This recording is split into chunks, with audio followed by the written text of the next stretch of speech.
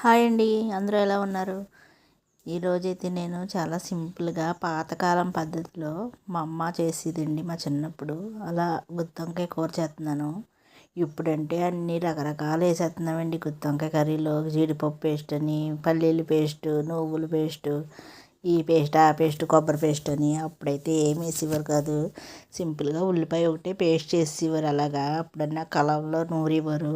ఇప్పుడంటే మిక్సీలో వచ్చేసి మిక్సీ పట్టేస్తున్నాం. కానీ అందులోనే మసాలా కూడా వేసేవారు, గరం మసాలాలు. నేను కూడా ఇప్పుడు అలాగే చేశానండి. దాంట్లోనే ధనియాలు, జీలకర్ర, కొంచెం గసగసాలు, చెక్క, లవంగా అన్నీ వేసి ఉల్లిపాయ పేస్ట్ చేసేసి ఉప్పు, కారం, పసుపు కలిపేసి మసాలా అంతా వంకాయలో స్టఫ్ చేసి ఆయిల్ వేసి వంకాయలు వేసాను.